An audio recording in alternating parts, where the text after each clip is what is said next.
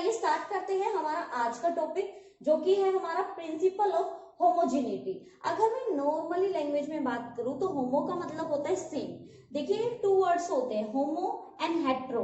अगर कहीं पे भी आपको ये होमो वर्ड दिखाई देता है, इसका मतलब होता है सेम।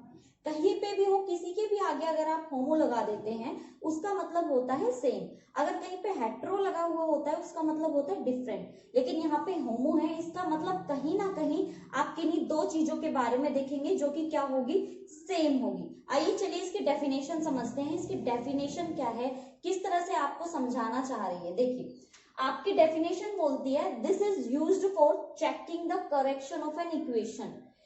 आपको एक इक्वेशन दी हुई होगी। ये जो मैं आज टॉपिक कराने वाली हूँ, ये टॉपिक एक न्यूमेरिकल बेस है। हम लोग न्यूमेरिकल सीखेंगे, लेकिन उसको सीखने से पहले उस पे कौन सा प्रिंसिपल अप्लाई होगा, आप क्या क्या उस पे करेक्शंस करेंगे, वो जानना जरूरी है। इसलिए मैं पहले आपको थ्योरी पार्ट करा रही हूँ, देन उसके बाद में इससे रिलेटेड जितने भी न्यूमेरिकल्स होंगे उनका तरीका भी बताऊंगी, और जितने भी न्यूमेरिकल्स हैं वो करा के भी दिखाऊंगी। देखिए हमारे यहाँ पे बोल रहा है, this is used to check the correction of an equation. आपको एक इक्वेशन मिलेगी, आपको इक्वेशन में चेक करना है क्या वो इक्वेशन सही है या नहीं। देखिए फॉर एग्जांपल मैं आपको कोई भी इक्वेशन ऑफ मोशन दे दूं, for example v square is equal to u square plus 2as। अब आप सोच के देखिए क्या ये करेक्ट है। हम कैसे पता लगा सकते हैं वो करेक्ट है या नहीं। वो करेक्शन का पता हम प्रिंसिपल ऑफ होमोजेनिटी से पता लगा सकते हैं। कैसे वो हम देखेंगे, अभी पहले डेफिनेशन देखते हैं। जैसा कि डेफिनेशन में सबसे पहले ये लिखा हुआ है कि हम करेक्शन करेंगे किसी भी इक्वेशन में, देन उसके बाद according to this principle the dimension of each the term, जो भी आपकी टर्म रहेगी डायमेंशन इक्वेशन की जो जो आपकी टर्म्स रहेंगी on both side are same. Equation होगी, उसमें दोनों साइड क्या होंगी, जो टर्म्स होंगे वो हमेशा क्या रहेगी, सेम। यूजिंग दिस प्रिंसिपल, इस प्रिंसिपल का यूज करके the equation will have same dimension on both side. दोनों ही तरफ आपके डायमेंशन हमेशा सेम रहेंगे। इनका कहने का मतलब ये है, फॉर एग्जाम्पल मैं आपको लिखूं 2x plus 3y is equal to 3x plus 2y, तो इनके कहने का मतलब है कि दोनों साइड के जो डायमेंशन होंगे वो हमेशा आपके क्या होंगे, सेम होंगे। अब देखिए, अब डेफिनेशन तो मैंने समझा दी है, यही आपको नोट करनी है और यही आपको लर्न करनी है। अब इसको अप्लाई कैसे करना है वो समझने की कोशिश कीजिए।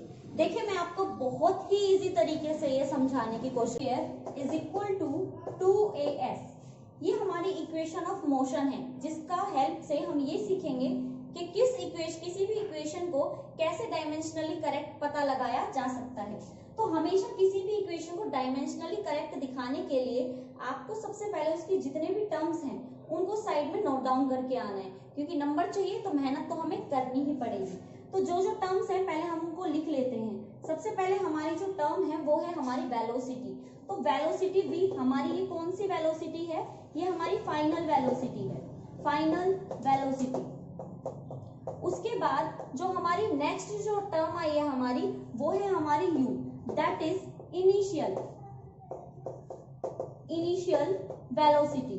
अब ये जो हमारी इनिशियल वेलोसिटी और फाइनल वेलोसिटी है, एग्जैक्टली है तो वो वेलोसिटी ही, तो इन दोनों का जो डायमेंशन आएगा वो दोनों ही सेम आएंगे। तो दोनों का जो डायमेंशन होगा वो क्या होगा, displacement by time, change in displacement by change in time. जैसा कि हमें पता है डिस्प्लेसमेंट एक लेंथ होती है, टाइम ही रहता है, तो हमारा जो यहाँ पे डायमेंशन आएगा वो आएगा हमारा l t-1। So easy. अब जो हमारी सेकेंड साइड है उसमें 2 हमारा एक कांस्टेंट है जिसका कोई भी डायमेंशन नहीं होगा, बट उसके बाद जो थर्ड है हमारी वो है हमारी a, जो कि हमारी क्या होती है, एक्सेलरेशन होती है। और एक्सेलरेशन क्या होता है, change in velocity by time. तो वेलोसिटी तो आपने अभी अभी डायमेंशन निकाला है तो वो आप एज इट इज लिख देंगे, बाय टाइम के लिए आप क्या लिखेंगे यहाँ पे t। तो आप देखेंगे इसका जो डायमेंशन निकल के आएगा वो कुछ इस तरह का निकल के आएगा। देन उसके बाद हमारी जो नेक्स्ट टर्म है वो नेक्स्ट टर्म आपकी क्या हो जाएगी, वो हो जाएगी आपकी l। तो यहाँ पे l जो है आपका, s जो है आपका, वो आपकी सिंपली एक डिस्टेंस के बारे में बता रहा है, और डिस्टेंस की आपको पता है, डिस्टेंस की जो आपकी डायमेंशन होता है वो होता है कैपिटल एल। अब आपको कुछ भी अलग से नहीं करना है, हमने जो जो भी टर्म्स यहाँ पे लिखी है उन सभी टर्म्स को हमें उठा के डायमेंशनली यहाँ पे पुट कर देना है। जैसे कि मैं आपको अभी करके दिखाती हूँ, हमारी जो वेलोसिटी है उसके लिए हमारा जो डायमेंशन है वो क्या है, LT-1।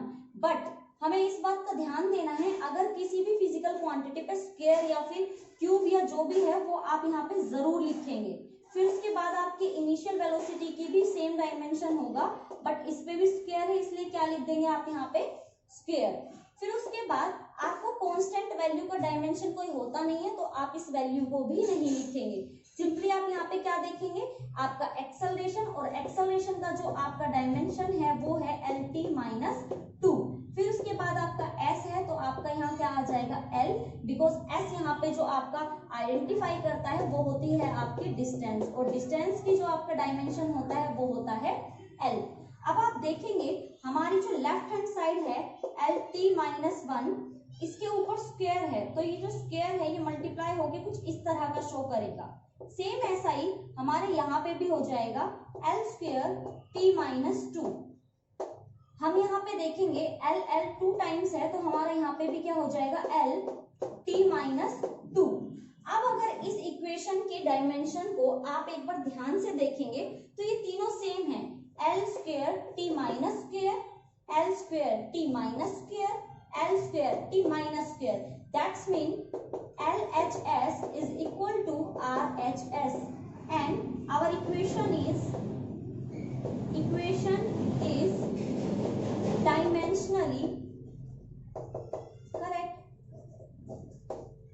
हमें यही तो शो करना था। देखिए कितना इजी है, कितना इजी है, बस आपको इक्वेशन लिखनी है, सभी फिजिकल क्वांटिटी के डायमेंशन लिखने हैं और फिर चेकआउट करना है कि ये आपका डायमेंशनली करेक्ट है या नहीं। बस हो गया हमारा जो हमें करना था, सो सिंपल। चलिए अब नेक्स्ट करके देखते हैं। देखिए अब जो हमारी नेक्स्ट इक्वेशन है वो है v is equal to √2gm/r। अभी अभी जो मैंने आपको इक्वेशन कराई है which is v² is equal to u² - 2as, वो कराते टाइम मैंने आपको बहुत अच्छे से ये चीज बताई थी, किसी भी इक्वेशन को करने से पहले या फिर प्रिंसिपल ऑफ होमोजेनिटी अप्लाई करने से पहले आपको उसकी डायमेंशंस और फॉर्मूले के बारे में बहुत अच्छे से पता होना चाहिए। जब तक आपको वो चीजें पता नहीं होगी आप उस पर प्रिंसिपल अप्लाई नहीं कर सकते। तो प्लीज अपने एक एक डायमेंशन को अच्छे से देख लीजिएगा। चलिए स्टार्ट करते हैं। जैसा कि मैंने आपको अभी अभी बताया था, किसी भी इक्वेशन पे प्रिंसिपल अप्लाई करने से पहले आपको उस इक्वेशन में लिखी हुई फिजिकल टर्म्स के बारे में जानकारी देनी है, आपको राइट डाउन करना है कि उसमें जो जो भी फिजिकल क्वांटिटीज हैं वो क्या हैं, फिर उसके डायमेंशंस आपको लिखने हैं, देन उसके बाद पुट आउट करके आपको बताना है कि आपका ये डायमेंशनली करेक्ट है या नहीं। आइए चलिए स्टार्ट करते हैं। देखिए सबसे पहले हमारा जो यहाँ पे v है, देखिए वैसे तो v जो होता है वो होता है आपका वेलोसिटी, बट यहाँ पे जो हमारा फॉर्मूला है वो एस्केप वेलोसिटी का है। अभी एस्केप वेलोसिटी क्या होती है थोड़ा सा इसके बारे में मैं आपको बता देती हूँ, क्योंकि कई बार क्या होता है नॉर्मली अगर आपका एग्जाम में क्वेश्चन आता है तो वो कभी भी आपको ये नहीं बोलेंगे, आपको कभी भी इक्वेशन नहीं देंगे, क्या पता आपको डायरेक्टली बोल दे कि check the dimensional correction of escape velocity. तो आप प्लीज आप ये समझ लीजिए कि अगर आपको कभी भी एस्केप वेलोसिटी का कोई भी क्वेश्चन आता है तो उसका फॉर्मूला जो होता है वो ये होता है। तो मैं यहाँ पे ब्रैकेट में लिख देती हूँ, ये जो हमारी कैपिटल वेलोसिटी है उसका नाम क्या है, उसका नाम है एस्केप वेलोसिटी। Escape velocity. अब ये एस्केप वेलोसिटी क्या होती है थोड़ा सा इसके बारे में जान लेते हैं। देखिए हमारे जो सैटेलाइट्स होते हैं वो सैटेलाइट्स जब अर्थ से हमारे स्पेस में भेजे जाते हैं तो उसकी एक वेलोसिटी होती है। एस्केप का मतलब क्या होता है, बाहर निकलना। तो उनको उन सैटेलाइट्स को एक वेलोसिटी के साथ भेजा जाता है, जिसकी वजह से वो क्या करता है हमारे एक जो ऑर्बिट होते हैं उसमें जाके चला जाता है हमारा सैटेलाइट। तो वो जो भेजना है, भेजने के लिए सैटेलाइट को अर्थ से बाहर भेजने के लिए जो वेलोसिटी चाहिए उसको ही क्या बोलते हैं, एस्केप वेलोसिटी।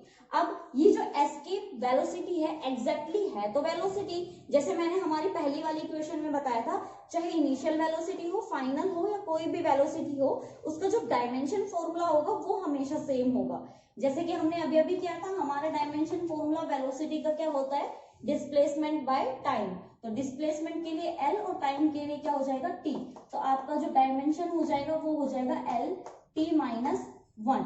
ओके, और नेक्स्ट सेकेंड साइड अगर हम देखते हैं तो हमारी जो फर्स्ट फिजिकल क्वांटिटी है which is gravitational constant, most important. देखिए वैसे मैंने आपको डायमेंशन कराया तब ये नहीं कराया था, लेकिन अब ये बहुत ज्यादा इंपॉर्टेंट है। मैं इसको थोड़ा सा अच्छे से आपको एक्सप्लेन करने की कोशिश करूंगी। देखिए जी क्या है, यहाँ पे जी है हमारा ग्रेविटेशनल कांस्टेंट, बहुत ही ज्यादा इंपॉर्टेंट है ग्रेविटेशनल कांस्टेंट। इसके बारे में थोड़ा सा मैं आपको एक्सप्लेन कर देती हूँ। देखिए ग्रेविटेशनल फोर्स होता है, अब ये ग्रेविटेशनल फोर्स क्या होता है, अर्थ पे या पूरे विश्व में, यानी कि आपके पूरे यूनिवर्स में, कंप्लीट यूनिवर्स में कोई भी आपके पास अगर दो बॉडीज हैं, कोई भी दो बॉडीज जब एक दूसरे को अट्रैक्ट करती हैं, फोर्स लगाती हैं एक दूसरे पे, तो उसको बोलते हैं ग्रेविटेशनल फोर्स।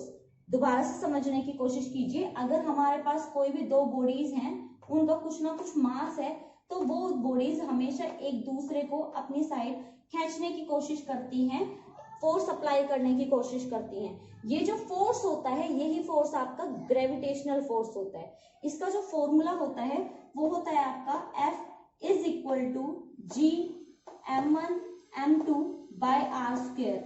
अब सीधी सी बात है कि ये जी आपको जो दिखाई दे रहा है, ये कैपिटल जी, यही आपका ग्रेविटेशनल कांस्टेंट है। दैट्स मीन अगर कोई भी दो बॉडी है और एक दूसरे के ऊपर फोर्स अप्लाई कर रही है, और वो फोर्स क्या है, अट्रैक्टिव। हमें पता है फोर्स दो तरह के ही होते हैं, अट्रैक्टिव और रिपल्सिव। रिपेल में वो एक दूसरे को दूर दूर करेंगे, अट्रैक्ट में एक दूसरे को पास पास लाएंगे। तो जब पास पास लेके आते हैं, दैट्स मीन उनके ऊपर कौन सा फोर्स लग रहा है, ग्रेविटेशनल फोर्स। और फोर्स कैसे लगता है, किसी भी दो बॉडी के बीच में, और ये जो मैंने आर स्क्वायर लिखा है दैट्स मीन उनके बीच की डिस्टेंस कितनी है, ये इन दोनों के बीच की डिस्टेंस क्या है, आर स्क्वायर। अब देखिए हमें किसके लिए डायमेंशन फॉर्मूला निकालना है, हमें निकालना है जी के लिए, कैपिटल जी के लिए। कैसे निकालेंगे, देखिए ये जो जी है इसको आप यहीं पे रखिए, आपका ये जो एफ के पास क्या चला जाएगा, आपका आर स्क्वायर, और आपका m1 m2 कहाँ आ जाएगा, नीचे m1 m2। अब आपको इनका क्या निकालना है, आपको इनके डायमेंशंस निकालने हैं। तो कैसे निकालेंगे, देखिए आपको पता है मैंने आपको कल जब डायमेंशंस कराए थे तो बहुत अच्छे से, बहुत फोर्सफुली बताया था कि जो फोर्स है वो आपको डायरेक्टली याद रखना है, क्योंकि ये एक ऐसी फिजिकल क्वांटिटी है जो लगभग सभी के फॉर्मूलाज में यूज होगी। तो अगर आपको ये याद है तो बहुत अच्छी बात है, और अगर आपको ये याद नहीं है तो पहले जाइए उसको याद कीजिए, देन उसके बाद आके इसको कंप्लीट कीजिएगा। देखिए फोर्स की आपका डायमेंशन क्या होता है, m1 l1 t माइनस 2, और आपका यहाँ पे r मैंने अभी अभी बताया, ये किन्हीं भी दो बॉडी के बीच की क्या होती है, डिस्टेंस। तो ये एक लेंथ है, तो ये लेंथ क्या हो जाएगी आपकी, लेंथ के लिए हम लिख लेंगे एल स्क्वायर। एल स्क्वायर क्यों लिखा, क्योंकि यहाँ पे आर का स्क्वायर था। अब यहाँ पे आपके पास m1 m2 है, अब m क्या होता है आपका, मास। अब m1 हो या m2 हो, मास तो मास होता है, तो मास के लिए हमारा डायमेंशन क्या होता है, m2। अब आप इस कंप्लीट क्वांटिटी को जरा सोल्व करके देखिए, जब आप इस m को ऊपर की तरफ लेके जाएंगे तो ये हो जाएगा आपका m माइनस 2, तो आपका डायमेंशन क्या हो जाएगा, m minus 1 L3 t minus 2। एक बार चेक कर लीजिए, यहाँ पे जब हमने इसको सोल्व किया तो ये -1 आ गया, L1 और L2 आपका L3 आ गया, LT माइनस 2 आपका ऑलरेडी था। दैट्स मीन आपका जो ग्रेविटेशनल कांस्टेंट है, देखिए ये जितने भी आपके डिफेंस या फिर मैं कहूँ गवर्नमेंट एग्जाम्स जो होते हैं डिफेंस रिलेटेड, उसमें आपका डायरेक्टली क्वेश्चन आ जाता है ग्रेविटेशनल कांस्टेंट का डायमेंशन। तो ये आपके लिए बहुत ज्यादा इंपॉर्टेंट है, इसको थोड़ा सा ध्यान से देखिएगा, ध्यान से समझने की कोशिश कीजिए। बहुत इजी है, 132 और आपका आगे वाला और लास्ट वाला माइनस है। अगर आप याद रख सकते हैं तो बहुत अच्छी बात है, अदरवाइज आपको निकालना तो आना ही चाहिए। देखिए अब हमारे यहाँ पे जो नेक्स्ट टर्म है विच इज आर क्या है, मैंने आपको बताया था कल भी कि मान लीजिए आपके पास कोई भी एक सर्कल है, अभी मैंने बताया आपकी एस्केप वेलोसिटी क्या होती है, जब आप सैटेलाइट को अर्थ से बाहर की तरफ भेजते हैं। तो सीधी सी बात है, अर्थ है तो अर्थ की कुछ ना कुछ क्या होगी, रेडियस, और रेडियस क्या होती है, एक लेंथ ही तो होती है। और लेंथ के लिए आप कौन सा डायमेंशन यूज करते हैं, आप डिस्टेंस के लिए, लेंथ के लिए एल यूज करते हैं। देन उसके बाद आपका एम क्या है, मास, यानी कि आपकी अर्थ का मास, अर्थ का मास क्या है। अब देखिए जितने भी हमारे रिक्वायर्ड डायमेंशंस थे वो हमने यहाँ पे राइट डाउन कर लिए हैं। अब हमें जस्ट क्या करना है, हमें इन सबको यहाँ पे पुट अप करके देखना है, फिर देखना है ये आपका डायमेंशनली करेक्ट है या नहीं। ये सब आपको एग्जाम में करके दिखाने हैं। आपका ये जो क्वेश्चन होता है ये मेनली 3 मार्क्स का आता है। तो सिंपली है कि आपको ये बहुत अच्छे से लिखना आना चाहिए, रिप्रेजेंट करना आना चाहिए और समझ में भी आना चाहिए। अब चलिए अपनी जितने भी डायमेंशन है अब यहाँ पे पुट अप करके देखते हैं कि हमारा ये जो इक्वेशन है वो डायमेंशनली करेक्ट है या नहीं। देखिए वेलोसिटी के लिए हमने जो निकाला है वो है हमारा एल टी माइनस 1। यहाँ पे जो हमारा निकल के आया है वो है हमारा 2।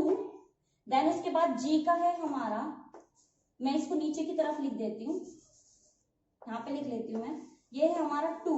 देन उसके बाद आपका आया है यहाँ पे m minus 1 L3 t minus 2 और नेक्स्ट है आपका मास। मास के लिए आप क्या लिखते हैं m और उसके बाद आपका नीचे क्या है r, और r क्या होती है आपकी लेंथ। अब ये तो हमारा ऐसे ही रहेगा, इसको तो हम छेड़ेंगे नहीं, हम इसको सोल्व करते हैं। देखिए मैंने अभी अभी आपको बताया था 2 जो है हमारा वो एक कांस्टेंट क्वांटिटी होती है और कांस्टेंट का कोई भी डायमेंशन नहीं होता है। तो देखिए नेक्स्ट जब हम सोल्व करेंगे इसको तो क्या होगा m माइनस 1। अब सीधी सी बात, जब आप इसको करोगे तो m क्या हो जाएगा आपका 0। देन उसके बाद आपका L1 और 3, यहां से एक पावर आपकी कट हो जाएगी, क्या बचेगा आपका L2। देन उसके बाद आपका t माइनस 2। अब सीधी सी बात है जब आप इसको अपने रूट से बाहर लेके आओगे तो इनकी पावर एक एक क्या हो जाएगी, हट जाएगी, और ये आपका किसके इक्वल आ जाएगा, ये आ जाएगा आपका L1t माइनस 1, क्योंकि आपको पता है ना स्क्वायर से रूट क्या हो जाता है, कैंसिल आउट। इसका मतलब आपका LT minus 1 is equal to LT minus 1। LHS is equal to RHS। यही तो हमें सोल्व करना था, यही तो हमारा प्रिंसिपल ऑफ होमोजेनिटी होता है कि आपका कोई भी एक इक्वेशन है वो दोनों साइड से, आपका लेफ्ट हैंड साइड और आपका राइट हैंड साइड दोनों ही आपकी क्या होंगी, दोनों ही आपकी सेम होंगी, दोनों के ही डायमेंशन सेम होंगे। अगर उनके डायमेंशन सेम आते हैं दैट्स मीन आप इजीली ये बोल सकते हो कि आपकी जो भी इक्वेशन यहाँ पे गिवन है वो आपकी डायमेंशनली करेक्ट है, क्योंकि उनके दोनों साइड ही आपके डायमेंशंस क्या है, सेम है। आई होप आपको ये बहुत अच्छे से समझ में आ गया होगा। अगर आपके ये समझ में आ गया है तो प्लीज इसको खुद से एक बार करके देखिए। जब तक आप इसको करके नहीं देखेंगे तो ये आपको परफेक्टली आएगा नहीं। देखने में कोई भी चीज बहुत इजी लगती है, लेकिन जब तक आप उसको करके नहीं देखेंगे आपको कॉन्फिडेंस नहीं आएगा। और स्टूडेंट लाइफ में जो सबसे ज्यादा इंपॉर्टेंट चीज होती है वो होती है आपका कॉन्फिडेंस। तो अपने कॉन्फिडेंस को अप करने के लिए प्लीज एक बार इसको नोट डाउन करें पहले तो, फिर उसके बाद इसके नोट्स बनाने के बाद आप इसको खुद एक बार प्रैक्टिस करके